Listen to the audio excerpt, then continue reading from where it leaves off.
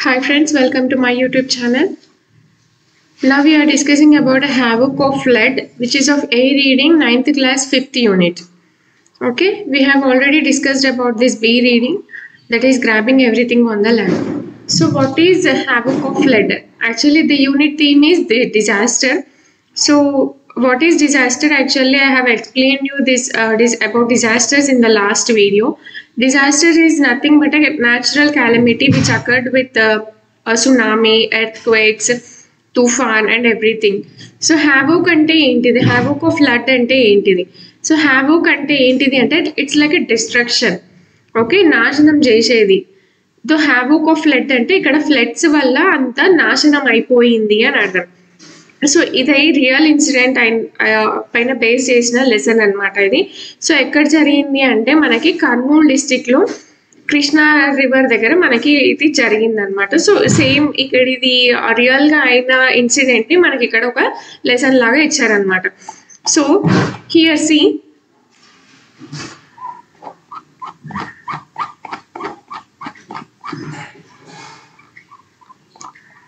ఇక్కడ ఒక హెలికాప్టర్ నుంచి ఇక్కడ ఉన్న రూఫ్ టాప్స్ పైన ఎవరైతే ఉన్నారో వాళ్ళు హెల్ప్ చేస్తున్నారు అనమాట. ఇక్కడ ఉన్న వీళ్ళు రూఫ్ టాప్ పైన ఉన్న వాళ్ళు ఫ్లడ్ సర్వైవర్స్ అనమాట. ఫ్లడ్ వచ్చి పోయిన తర్వాత బ్రతికి ఉన్న వాళ్ళకి వాళ్ళు ఫుడ్ అవన్నీ హెల్ప్ చేస్తున్నారు అనమాట. సో ఇది ఒక పిక్చర్ మాత్రమే కాదు, ఇది రియల్ గా జరిగిన ఒక ఇన్సిడెంట్ అనమాట. ఓకే, ఇది రియల్ గా జరిగిన ఒక ఇన్సిడెంటే మనకి ఇక్కడ పిక్చర్ లాగా డ్రా చేసి మనకి లెసన్ లో ఇవ్వడం జరిగింది. ఓకే, సో ఇది ఎక్కడ జరిగింది అంటే కృష్ణా డిస్టిక్ లో జరిగింది. అండ్ కృష్ణా డిస్టిక్ కి హెడ్ క్వార్టర్స్ ఏంటిది అంటే Krishna district. So we will see the lesson now. A havoc of flood. Kurnool, a district with rock soil in Andhra Pradesh in the Krishna River basin, is known as the land of rocky temples in Rayalaseema region.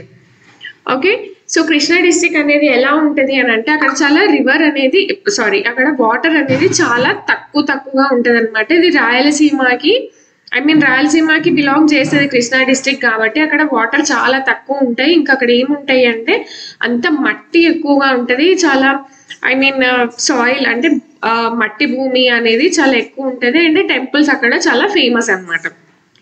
The headquarters of the district with the namesake is a city with a population of 5 lakhs. So ఇక్కడ Kurnool district కి headquarters ఏంటిది అక్కడ అంటే దానికి capital city ఏంటిది అని అంటే Kurnool district. Kurnool district కి కర్నూలే క్యాపిటల్ సిటీ అనమాట. అక్కడ పాపులేషన్ ఎంత అంటే 5 lakhs. Thousands of tourists from various parts of the state travel through the city on their way to tourist spots. So ఇక్కడ ఎవరైనా అక్కడ టూరిస్ట్ స్పాట్ కి వెళ్ళాలి అంటే కంపల్సరీ ఆ సిటీని క్రాస్ చేసి వెళ్లాల్సి ఉంటుంది. ఇంకా అంటే డైలీ అక్కడ thousands of tourist various places నుంచి వచ్చేవాళ్ళు అనమాట. The people of the city welcome the tourist in a warm mood. So అక్కడ ఉన్న జనాలు ఆ టూరిస్ట్ వాళ్ళని చాలా వార్మ్ గా వెల్కమ్ చేసేవాళ్ళు. This is a part of the daily routine. So ఇక్కడ వరకు బాగుంది, ఇక్కడ వరకు వాళ్ళు డైలీ చేసేదే అనమాట. ఓకే, రాయలసీమ అనేది చాలా మట్టి ఉన్న భూమి అనమాట. అక్కడ వాటర్ అనేది చాలా తక్కువ ఉంటుంది. అండ్ దానికి హెడ్ క్వార్టర్స్ ఏంటిది కర్నూలుకి అంటే కర్నూలే. సో అక్కడ థౌజండ్స్ ఆఫ్ టూరిస్టులు ఎవరైతే ఉన్నారో ఆ సిటీని ట్రావెల్ చేసి ఆ టూరిస్ట్ స్పాట్ కి వెళ్లాల్సి ఉంటుంది. And the people of the city welcome the tourist in a warm mood. So అక్కడ ఉన్న ప్రజలు ఎవరైతే ఉంటారో టూరిస్ట్ ని చాలా వార్మ్ గా వెల్కమ్ చేసేవాళ్ళు. ఇది ఇక్కడ వరకు ఉన్న వీళ్ళ డైలీ రొటీన్ అనమాట. Every morning is a colourful for them. So every morning అనేది వాళ్ళకి చాలా బాగుంటది అని అర్థం. కలర్ఫుల్ అంటే నార్మల్ గా డైలీ మనం బయటకు వెళ్దాం, సన్ రైజ్ చూస్తాం, సన్సెట్ చూస్తాం, సో అందరితో మాట్లాడతాం, హ్యాపీగా ఉంటాం. ఇక్కడ వరకు డైలీ రొటీన్ అనమాట. So but on 28th September 2009 no tourist visited the city from any part of the state. ఇక్కడ వరకు అంత బాగానే ఉంది. బట్ సెప్టెంబర్ 28, 2009 లో అక్కడికి ఒక్క టూరిస్ట్ కూడా రాలేదు అంట. ఎందుకు రాలేదు? No bus enter the city from any distant village or town. So ఏ విలేజ్ నుంచి కానీ ఏ డిస్ట్రిక్ట్ నుంచి కానీ టౌన్ నుంచి కానీ అక్కడికి ఒక్క బస్సు కూడా రాలేదు. Something terrible happened which stop the visitors. So అక్కడ భయంకరమైనది ఏదో జరిగింది, అందుకనే అక్కడికి బస్సెస్ కానీ టూరిస్టులు కానీ ఎవ్వరు రాలేదు. అండ్ వాళ్ళని రావడానికి అది స్టాప్ చేసింది. On 27 September 2009, the city had a heavy rainfall. So ఇక్కడ మనకి ఎప్పుడు ఇచ్చారు డేట్ 28 సెప్టెంబర్ 2009 రోజున అక్కడికి ఒక టూరిస్ట్ కానీ బస్సు కానీ ఏది రాలేదు. సో అంతకి ఒక రోజు ముందు అంటే 27 సెప్టెంబర్ రోజు అక్కడ చాలా హెవీగా ఉండే అనమాట రెయిన్ఫాల్. ఓకే, వర్షం అనేది చాలా చాలా ఎక్కువగా పడింది. As the people had to spend a damp, cold and cloudy day, they finished their business in the evening and reached their dwelling places at early hours, hoping a bright morning the next day. They had scarcely arrived at their destinations when the rain poured down. Its pouring continued throughout the night. So ఒక రోజు ముందు అక్కడ చాలా హెవీగా వర్షం పడింది అనమాట. So ఆ రోజు ఆ పర్సన్స్ అక్కడ ఉన్న వాళ్ళందరూ డ్యాంప్ అంటే వెట్ అనమాట, తడిగా ఉండడం. సో ఆ రోజు వాళ్ళు చాలా చల్లగా అంటే తడిగా ఉన్న దాన్ని అండ్ చాలా మబ్బులతో కమ్మేసి ఉన్న ఒక డేని వాళ్ళు ఫినిష్ చేసుకొని they finish their business in the evening and reach the dwelling places. Dwelling అంటే లివింగ్ అనమాట, ఎక్కడైతే వాళ్ళు ఉంటున్నారో ఆ ప్లేసెస్కి చేరుకోవడం అనమాట. డ్వెల్లింగ్ అంటే లివింగ్ అనమాట. ఓకే, అయితే ఆ రోజు ముందు రెయిన్ఫాల్ పడి వర్షం పడి ఆగిపోయింది. సో అక్కడ ఉన్న వాళ్ళందరూ చాలా అంటే చల్లగా ఉన్న వెదర్ని వాళ్ళు ఫీల్ చేస్తారనమాట. అండ్ అక్కడ తర్వాత వాళ్ళు ఈవినింగ్ అయ్యే టైంకి వాళ్ళు వాళ్ళ బిజినెస్ని వాళ్ళంతా క్లోజ్ చేసేసుకొని ఇంటికి చాలా త్వరగా వచ్చేస్తారనమాట. అండ్ వాళ్ళు ఇంకా ఏం హోప్ చేస్తారు అంటే ద నెక్స్ట్ డే చాలా బాగుంటుంది, బ్రైట్గా ఉంటుంది అని నమ్మకంతో వాళ్ళు ఆ రోజు తొందరగా వాళ్ళ పనులన్నీ ఫినిష్ చేసుకొని ఇంటికి వచ్చేస్తారు. They had scarcely arrived their destinations when the rain poured down. So ఆ రోజు ఈవినింగ్ వాళ్ళందరూ వాళ్ళ పనులు ముగించేసుకొని త్వరగా ఇంటికి వచ్చేస్తారు. అండ్ నెక్స్ట్ డే ఏం హోప్ చేస్తారంటే ఒక బ్రైట్ డేని మనం చూడొచ్చు అని. బట్ స్కేర్స్లీ అని అంటే ఇక్కడ చాలా త్వరగా అనమాట. They had scarcely arrived at their destinations అంటే వాళ్ళు తొందరగా ఇంటికి వచ్చేస్తారు. డెస్టినేషన్స్ అంటే వాళ్ళు చేరుకోవాల్సిన ప్లేస్ అనమాట. సో వాళ్ళు ఎలా ఇంటికి వస్తారో అలా దాని నెక్స్ట్ మినిట్ నుంచే వర్షం పడడం మళ్ళీ స్టార్ట్ అవుతుంది అనమాట. It's pouring continued throughout the night.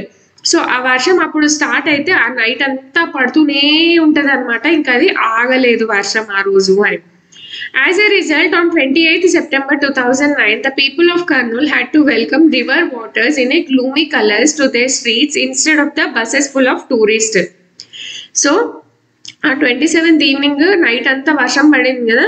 So దాని రిజల్ట్ 28th సెప్టెంబర్ రోజున ఆ పీపుల్ అక్కడ ఉన్న పీపుల్ కర్నూలులో ఉన్న ప్రజలందరూ అక్కడ ఉన్న వాటర్ని, ఎలాంటి వాటర్ అంటే ఒక సాడ్ వాటర్ అంటే వాళ్ళని డెస్ట్రాయ్ చేసినటువంటి వాటర్ని వెల్కమ్ చేస్తారు. దేనికి బదులుగా అంటే buses full of tourist. So అప్పటి వరకు అక్కడికి ఎవరు వచ్చేవాళ్ళు అంటే బస్సెస్ ఫుల్ ఆఫ్ టూరిస్టులు. సో చాలా బస్సుల నిండా టూరిస్టులు అక్కడ విజిట్ చేసేవాళ్ళు. సో ఆ రోజు ఏమొచ్చింది అక్కడ అంటే చాలా వాటర్ వచ్చింది. ఆ వాటర్తో వాళ్ళు నాశనం అయిపోయినారు. వాళ్ళ ఇళ్ళన్నీ మునిగిపోయినాయి. We can see in these pictures సగం ఇళ్ళని మునిగిపోయినాయి. ఇక్కడ పిల్లలందరూ ఇలా వెళ్తున్నారనమాట, వాళ్ళకి ఉండడానికి ఇల్లు అనేది లేకుండా అయిపోయింది. They got up from their sleep by roaring floods inundating their houses as well as shattering their hopes of getting a bright and colorful morning. So ఆ బిఫోర్ డే వాళ్ళు ఏమనుకుంటారు అని అంటే నెక్స్ట్ డే మనం బ్రైట్ మార్నింగ్ చూడొచ్చు అని. But ఆ next day వాళ్ళు ఏం చూస్తారు అంటే ఒక వినాశకం, ఒక ఫ్లడ్స్ని చూస్తారనమాట. ఆ రోజు బస్సెస్ ఫుల్ ఆఫ్ టూరిస్ట్ని చూడకుండా వాళ్ళు ఒక సాడ్ వాటర్ని అండ్ వాళ్ళు వెల్కమ్ చేస్తారు. And they got up their sleep by roaring floods. Roaring floods అంటే చాలా ఉరుములతో మెరుపులతో కూడుకున్నటువంటి ఒక వర్షంని వాళ్ళు చూస్తారనమాట. Their houses as well as shattering their hopes. Inundating అంటే ఏంటిది అని అంటే inundating houses, roaring floods inundating their houses అంటే వాళ్ళ ఇంట్లో వాటర్ అంతా నిండిపోయి ఉండడం అనమాట. వాళ్ళ ఇల్లు మొత్తంని వాటర్ కవర్ చేయడం అనమాట. ఓకే, వాళ్ళు నిద్ర లేచేపటికి వాళ్ళ ఇంట్లో మొత్తం వాటర్ ఉంటుంది. ఆ ఫ్లడ్స్ ఎలా వస్తాయి అని అంటే ఉరుములతో మెరుపులతో వస్తాయి. అండ్ ఇంకా షాటరింగ్ అంటే వాళ్ళు ఏదైతే అనుకున్నారో అది జరగదు. సో వాళ్ళు ఏమనుకున్నారు అంటే నెక్స్ట్ డే చాలా బ్రైట్గా ఉంటుంది అని, కలర్ఫుల్ మార్నింగ్ ఉంటుంది అని. కానీ అసలు ఆ కలర్ఫుల్ మార్నింగ్ అసలు వాళ్ళకి రాలేదు. At 10 a.m., the Central Water Commission forecast that the inflows to the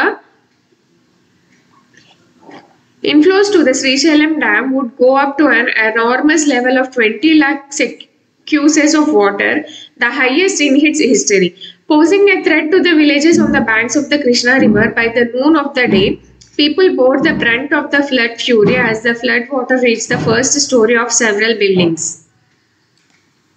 so దాని నెక్స్ట్ డే ఆ 28th సెప్టెంబర్ రోజు అక్కడ ఉన్న వాటర్ ఫోర్కాస్టింగ్ కమిషన్ వాళ్ళు ఉంటారు కదా, వాళ్ళు ఏం చెప్పినారు అని అంటే శ్రీశైలంకి వచ్చే ఇన్ఫ్లోస్ వాటర్ ఏదైతే ఉంటుందో అది చాలా ఎక్కువగా ఉంది. ఎంత ఎక్కువగా ఉంది అని అంటే enormous level of 20 lakh cusecs.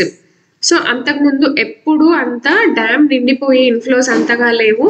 అది హిస్టరీ అనమాట, అది హైయెస్ట్ హిస్టరీ అనమాట. సో దానివల్ల వాళ్ళు posing a threat to the villages on the banks of the Krishna river. So వాళ్ళు ఏం చెప్పినారు అని అంటే కృష్ణా రివర్ దగ్గర ఎవరెవరైతే ఉన్నారో వాళ్ళ ఆ విలేజెస్ ఏ విలేజెస్ అయితే ఉన్నాయో వాళ్ళకి ఒక డేంజర్ ఉంది అని చెప్పి చెప్తారు. By the noon of the day people bore the brunt of the flood fury as the flood water reaches the first story of several buildings. So afternoon కల్లా అక్కడ ఉన్న ప్రజలంతా ఒక సాడ్ సిచ్యువేషన్ ని ఫేస్ చేస్తున్నారు కాబట్టి ఫ్లడ్స్ అనేవి చాలా చాలా ఎక్కువగా ఉన్నాయి కాబట్టి వాళ్ళ హౌసెస్ లోకి వాటర్ అంతా వచ్చేసింది కాబట్టి వాళ్ళని అక్కడి నుంచి వేరే విలేజెస్ కి షిఫ్ట్ చేయాలి అని వాళ్ళు చెప్తారనమాట. బోర్ ద బ్రంట్ అంటే ఫేసింగ్ ఎ సాడ్ సిచ్యువేషన్ అనమాట. It is like an idiom. The Srisailam right bank power house is submerged. There were heart-rending scenes of people frantically seeking assistance to rescue them. The people had never experienced before such a trauma and loss of property. So afternoon కల్లా అక్కడ ఉన్న first buildings ఏవైతే ఉంటాయో first story first floor వరకు అక్కడ water అనేది నిండిపోయి ఉంది. అండ్ ఇంకా శ్రీశైలం దగ్గర ఉన్న పవర్ హౌస్ పవర్ బ్యాంక్ ఏదైతే ఉంటుందో మనకి కరెంట్ సప్లై చేసేది అది కూడా మునిగిపోయింది అనమాట. ఫ్యూరీ అంటే యాంగ్రీ అనమాట. ఫ్లడ్స్ ఎలా వచ్చినాయి అంటే చాలా వేగంగా కోపంగా అనమాట, అంటే ఇంకా నాశనం చేయడానికే అని అన్నట్టు. There were heart rending scenes of people frantically seeking assistance to rescue them. So అది చూడడానికి అక్కడ ఎలా ఉంది ఆ సీనరీ అంతా అక్కడ అంటే చాలా హృదయం అంటే మనం చూస్తే ఇంకా బాధపడతాం, ఏడ్ చేసే అంతలాగా అక్కడ ప్రజలు అనే వాళ్ళు వేరే వాళ్ళ హెల్ప్ కోసం చూస్తూ ఉన్నారనమాట. The people had never experienced before. అంతకుముందు ఎప్పుడు వాళ్ళకి ఫ్లడ్స్ అనేవి తెలియదు. Such a trauma and loss of property. So ఇదంతా వాళ్ళు ఇదంతా ఇంతకు ముందు ఎప్పుడు వాళ్ళు ఎక్స్పీరియన్స్ చేయలేదు. అండ్ వాళ్ళ ప్రాపర్టీస్ అన్ని వాళ్ళ పర్సన్స్ అందరినీ చాలా లాస్ అయిపోయి ఉన్నారనమాట అక్కడ. But the government did not have sufficient number of boats and the men to help them. So ఇక్కడ ఉన్న గవర్నమెంట్ వాళ్ళు ఎవరైతే ఉన్నారో వాళ్ళ దగ్గర వాళ్ళకి అక్కడ ఫ్లడ్ సర్వైవర్స్ ఎవరైతే ఉన్నారో వాళ్ళకి హెల్ప్ చేయడానికి సఫిషియెంట్ గా బోట్స్ అనేవి వాళ్ళ దగ్గర లేవు. అండ్ పర్సన్స్ కూడా వాళ్ళకి హెల్ప్ చేసే అంత మంది లేరు. The authorities estimated that about 40,000 people had taken shelter on the rooftops. And అక్కడ ఉన్న అథారిటీస్ ఆర్గనైజేషన్స్ ఏవైతే ఉన్నారో వాళ్ళు ఏం ఎస్టిమేషన్ చేసిరు అంటే 40,000 40,000 మంది అంటే అంతమంది వాళ్ళ ఎవరైతే బిల్డింగ్స్ ఏవైతే ఉంటాయో వాళ్ళ దానిపైన ఎక్కి షెల్టర్ తీసుకుంటున్నారు అని మనం ఇందాక చూసినాం కదా పిక్చర్ లో. ఇక్కడ ఇది రూఫ్ టాప్ అన్నమాట. ఇక్కడ ఉన్న వాళ్ళు మనకి కొంతమందే కనిపిస్తున్నారు. సో ఇలా ఎంతమంది ఉన్నారు అంటే 40,000 కి పైగా మెంబర్స్ ఉన్నారు అని అక్కడ ఉన్న అథారిటీస్ అన్ని ఎస్టిమేట్ చేసి చెప్తున్నాయి అనమాట. అంతమంది రెస్క్యూ కోసం హెల్ప్ కోసం ఎదురు చూస్తూ ఉన్నారు.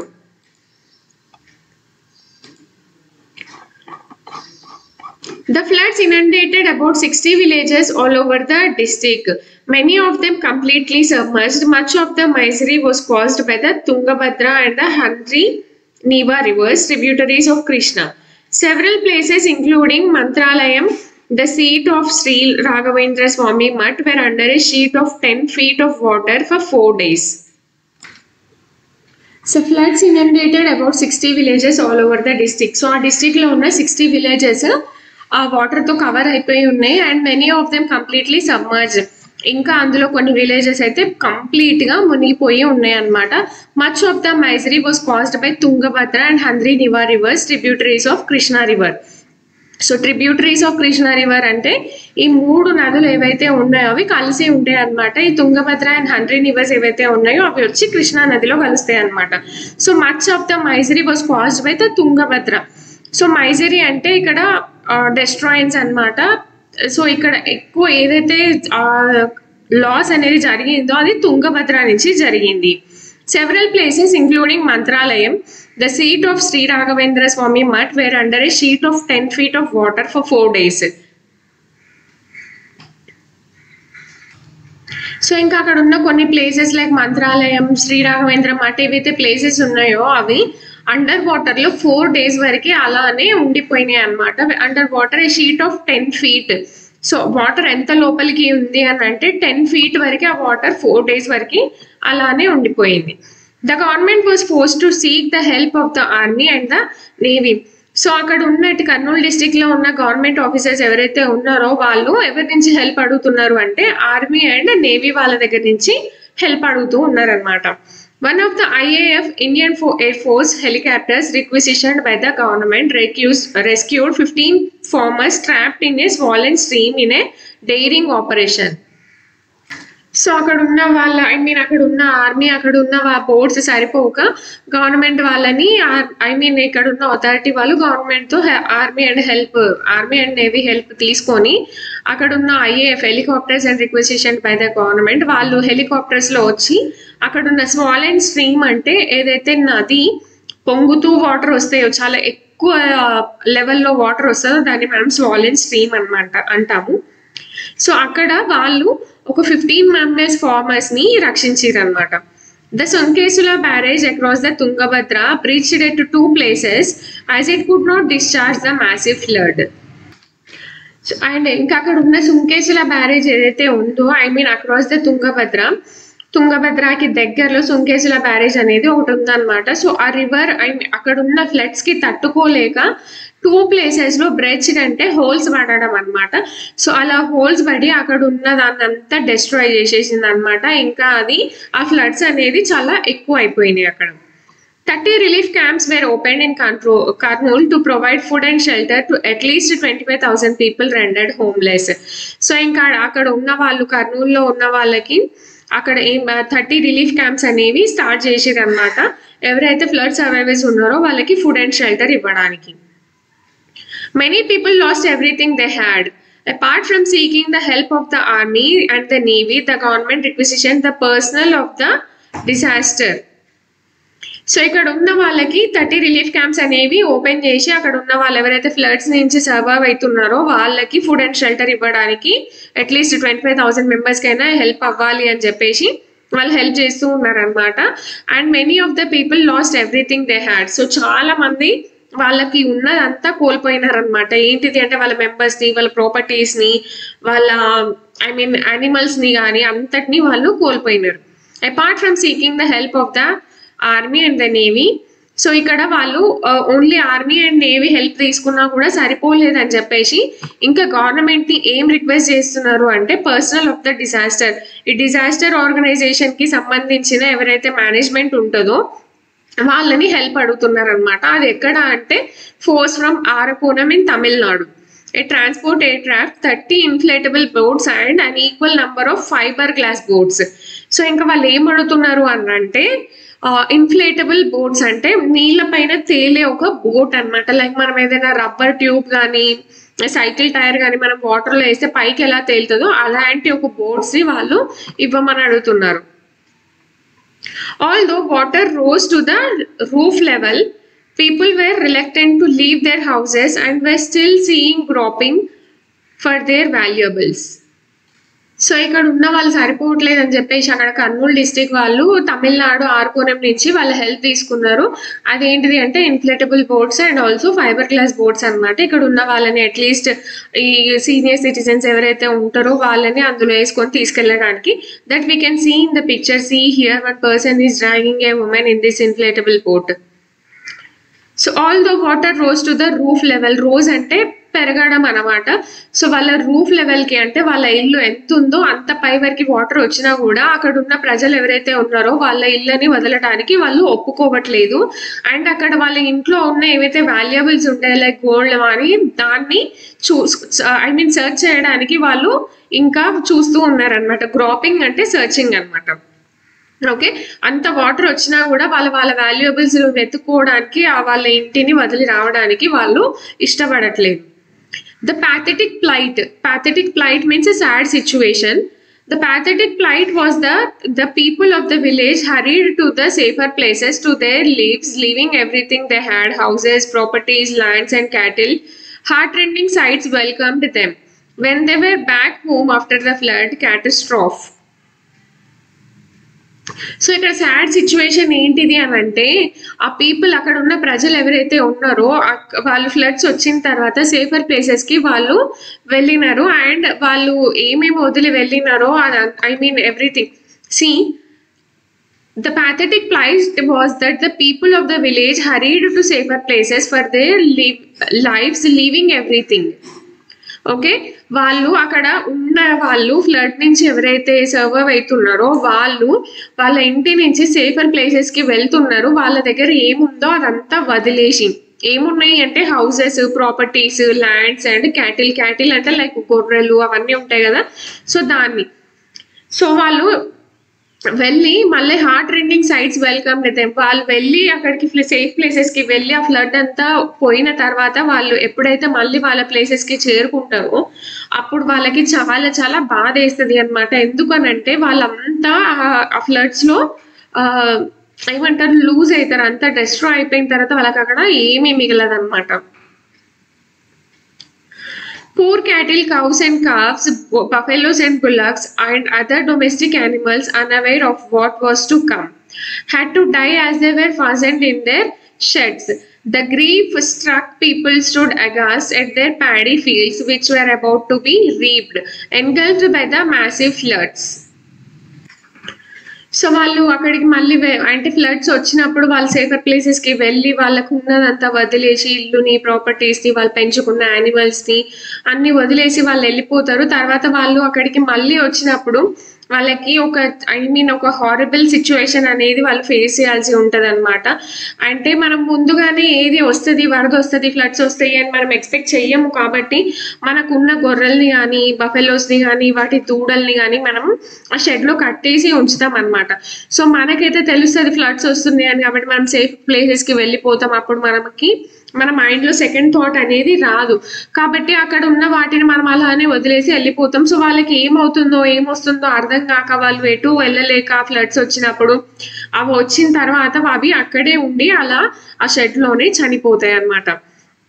So the grief struck people stood aghast at their paddy fields. So వాళ్ళు అక్కడికి వచ్చిన తర్వాత అగాస్ట్ అంటే లైక్ ఒక సాడ్ సిచ్యువేషన్ అనమాట, ఒక హారిబుల్ అయిన సిచ్యువేషన్ అనమాట అగాస్ట్ అంటే. సో వాళ్ళు ఇంటికి వచ్చిన తర్వాత వాళ్ళ వరి చేను అవన్నీ పంట చేతికి రావడం, వచ్చిన తర్వాత ఆ ఫ్లడ్స్ అన్ని దాన్ని డిస్ట్రాయ్ చేయడం చూసి వాళ్ళు తట్టుకోలేరు.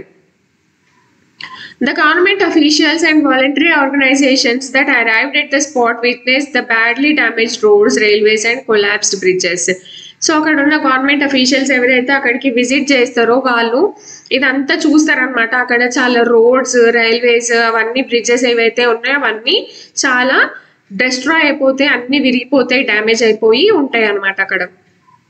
The government sent relief teams as early as possible to distribute the emergency relief supplies like food, drinking water and clothing among the flood survivors. So అక్కడ ఉన్న గవర్నమెంట్ ఇంకా ఏం చేస్తుంది అంటే అక్కడ ఎంత ఎర్లీగా అంటే అంత ఎర్లీగా పాసిబుల్ అయినా ఒక రిలీఫ్ టీమ్స్ ని వాళ్ళకి పంపిస్తుంది అనమాట. అట్లీస్ట్ ఎమర్జెన్సీ వాళ్ళకి ఏముంటాయి, ఫుడ్, వాటర్, క్లాతింగ్ అంటే బట్టలు, అక్కడ ఫ్లడ్ నుంచి ఎవరైతే సర్వైవ్ చేస్తున్నారో వాళ్ళకి ఎమర్జెన్సీ అనేవి ఇవ్వడానికి గవర్నమెంట్ వాళ్ళు అక్కడికి రిలీఫ్ టీమ్స్ అనేవి పంపిస్తారు అనమాట. The relief teams reached some of the worst hit areas and found that the people had lost their whole lives, their memories, homes and loved ones. So ఆ relief teams అనే వాళ్ళు అక్కడికి వెళ్ళిన తర్వాత వాళ్ళు చాలా డిస్ట్రాయ్ అయిపోయిన ఒక ఏరియాకి వెళ్ళినప్పుడు వాళ్ళు అక్కడ ఏం చూస్తారు అని అంటే కొంతమంది చనిపోయి ఉండడం, ఒకవేళ బ్రతికి ఉన్న వాళ్ళైతే వాళ్ళ మెమరీస్ని కోల్పోవడం, వాళ్ళ ఇల్లు డిస్ట్రాయ్ అయిపోవడం, వాళ్ళ ఫ్యామిలీ మెంబర్స్ చనిపోవడంని వాళ్ళు చూస్తారు. Thousands of people were misplaced from their homes. All of them were in need of food and drinking water. So అక్కడ ఉన్న ప్రజలందరూ చాలా మంది, వేల మంది, 1,00,000 మంది అక్కడ ఉంటారు. ఎవరి ఇళ్లలో వాళ్ళు కాకుండా అందరూ ఎక్కడ పడితే అక్కడ ఉండిపోవడం అనమాట. అండ్ వాళ్ళకి ఇంకా ఏమీ ఉండదు, అట్లీస్ట్ కామన్ థింగ్స్, ఒక ఫుడ్ కానీ డ్రింకింగ్ వాటర్ కానీ వాళ్ళకి ఉండవు. సో వాళ్ళు దానికోసం వెయిట్ చేస్తూ ఉంటారు అక్కడ. They were looking on with wide open eyes for some help to meet their needs. So వాళ్ళు ఇంకా చాలా ఆశగా ఎదురు చూస్తూ ఉంటారు అనమాట. దేనికోసం అని అంటే అట్లీస్ట్ వాళ్ళ నీడ్స్ అంటే like food, drinking water, clothing, దానికోసం అని. No sooner had the relief teams arrived there than their joy knew no bounds. So అక్కడ వాళ్ళు అట్లా ఎదురు చూస్తున్నప్పుడు అక్కడికి రిలీఫ్ టీమ్స్ వెళ్తాయి కదా, అలా వెళ్ళినప్పుడు వాళ్ళ కళ్ళల్లో ఒక ఆనందం అన్నమాట. దానికి అసలు ఏమంటారు, ఒక హద్దు అనేది ఉండదన్నమాట. వాళ్ళంతగా హ్యాపీ ఫీల్ అవుతారు. A sigh of relief rejuvenated their faces. So rejuvenated అంటే రిలీజింగ్ అనమాట. వాళ్ళని అంటే రిలీఫ్ టీమ్స్ని అక్కడ చూడగానే ఆ ఫ్లడ్ సర్వీస్ ఎవరైతే ఉన్నారో వాళ్ళు చాలా హ్యాపీగా ఫీల్ అవుతారు అనమాట. కొంచెం రిలాక్స్డ్గా కూడా ఫీల్ అవుతారు. The people were given food, bed sheets, lungis and towels. So అక్కడ ఉన్న వాళ్ళకి ఏమేమి ఇస్తారు అంటే ఫుడ్ ఇస్తారు, ఇంకా అట్లీస్ట్ కప్పుకోవడానికి బెడ్ షీట్స్, బట్టలు లేని వాళ్ళకి బట్టలు అవి ఇస్తారనమాట. And towels also. Some of them were half naked. No sooner had they received the clothes than they expressed their gratitude with the pulled down faces of 2 sleepless nights. So కొంతమంది అక్కడైతే కొంచెంగా బట్టలు వేసుకొని ఉంటారన్నమాట. యాక్చువల్గా వాళ్ళ ఫ్లాట్స్లో అంతా మునిగిపోయి ఉంటుంది కాబట్టి వాళ్ళ దగ్గర ఏమి చేయడానికి ఉండదు. సో వాళ్ళు అక్కడ బట్టలు, ఆ ఫుడ్ వాళ్ళకి ఇచ్చినప్పుడు వాళ్ళు చాలా కృతజ్ఞతతో వాళ్ళ ఫేసెస్ అనేవి కిందికి వేసుకుంటారనమాట. అండ్ వాళ్ళ ఫేసెస్ ఎలా ఉంటాయి అంటే ఒక 2 days నుంచి వాళ్ళు పడుకోరు.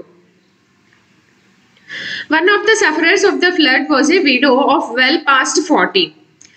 సో అక్కడ ఉన్న ఫ్లడ్ సర్వైవర్స్ లో ఒక ఆమె ఉంటుంది అనమాట. ఆమె విడో అనమాట, వాళ్ళ హస్బెండ్ ఉండడు. ఆమెకి ఎన్ని ఇయర్స్ ఉంటాయి అంటే ఒక 40 years ఉంటాయి. She had 4 children. ఇంకా ఆమెకి 4 members పిల్లలు కూడా ఉంటారు. No sooner had the relief team visited this family then they bitterly cried and held on to the members of the team, sharing their problems. So అక్కడికి వెళ్ళిన relief టీమ్ని చూడగానే ఆమె చాలా ఏడ్ చేస్తుంది అనమాట. అండ్ ఏడ్ చేసి ఇంకా అక్కడ ఉన్న మెంబర్స్కి ఆమె ప్రాబ్లమ్స్ అన్నీ షేర్ చేస్తుంది. చాలా ఏడుస్తుంది, ఆమె కన్నీళ్ళు ఇట్లా కారిపోతూ ఉంటాయి, ఆమె ప్రాబ్లమ్స్ అన్నీ చెప్తూ ఉంటుంది. She said that when the surging waters rushed into her tiny mud shack, the flimsy structure collapsed. She and her 4 children had to flee for shelter to a roadside situated above water level. For 2 days, she stayed there with her 4 children without food to eat and water to drink. She said that she had to watch her young children suffer, not knowing what to do. So ఇంకా ఆమె వాళ్ళతో ఏం చెప్పింది అంటే surging water అంటే చాలా ఫాస్ట్గా move అయ్యే వాటర్, టైనీ మడ్ షాక్ అంటే ఒక మట్టితో కట్టుకున్నటువంటి గుడిసె అనమాట. సో ఆ వాటర్ ఏదైతే ఉందో ఆమె గుడిసెలోకి మొత్తం వచ్చేసింది.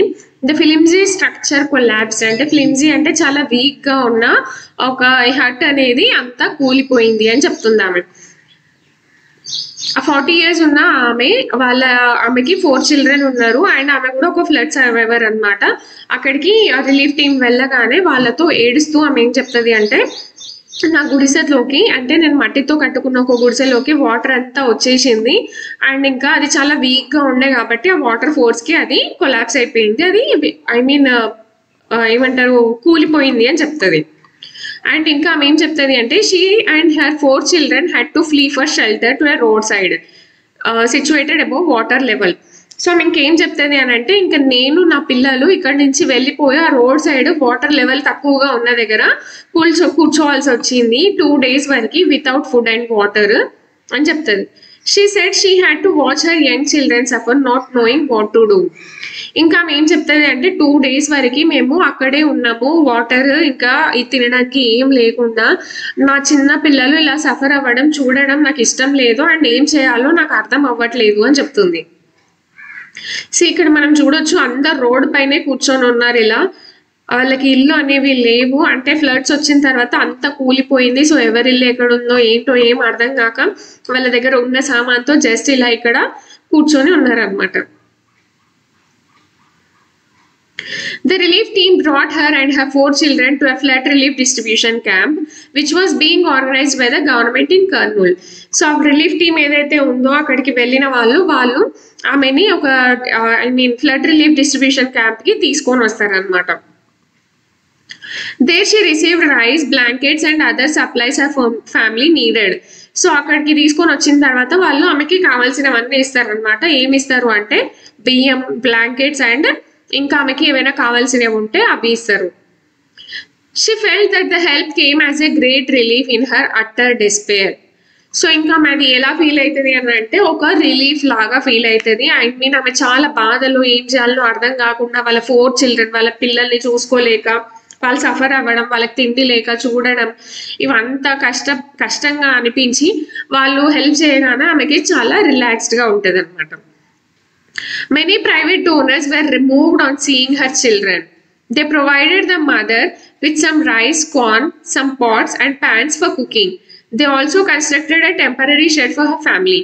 సో ఇంకా చాలా మంది డోనర్స్ ఎవరైతే ఉంటారో, మనం నార్మల్గా అయితే ఇప్పుడు ఫ్లడ్స్ వచ్చినప్పుడు ఇప్పుడున్న జనరేషన్లో చాలా మంది వాళ్ళకి అక్కడ ఉన్న వాళ్ళకి ఫుడ్ లేదంటే క్లాతింగ్ ఏదో రకంగా హెల్ప్ చేస్తున్నారు. సో అలాంటి డోనర్స్ కొంతమంది వాళ్ళ చిల్డ్రన్ని ఆమెని చూడడానికి వెళ్ళినారనమాట.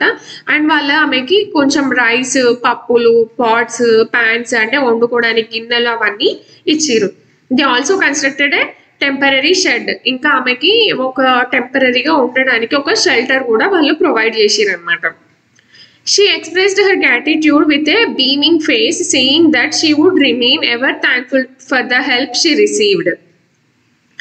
సో ఆమె ఇంకా వాళ్ళకి చాలా గ్రాటిట్యూడ్ అంటే కృతజ్ఞత చెప్తుంది అనమాట. అండ్ ఇంకేమంటుంది అని అంటే ఈ హెల్ప్ని మీరు చేసిన ఏదైతే హెల్ప్ ఉందో అది నేను ఎప్పటికీ మర్చిపోలేను, అది ఎప్పటికీ నాకు గుర్తుంటుంది. అండ్ నేను ఇంకా మీకు చాలా చాలా థ్యాంక్ఫుల్గా ఉన్నా మీ పట్ల అని చెప్తుంది. Help always pays gratitude. So మనం ఏదైనా హెల్ప్ చేస్తాం కదా, దానికి కంపల్సరీ వాళ్ళు మనకి గ్రాటిట్యూడ్ చూపిస్తారు. అది ఎప్పటికీ ఉండిపోతుంది. అది మన కళ్ళ ముందు లేకపోయినా సరే అది వాళ్ళకు గుర్తుంటుంది. So help always pays gratitude. So this is the lesson about a havoc of floods. I hope you understand the lesson. If you like the lesson, please like, share and subscribe my channel.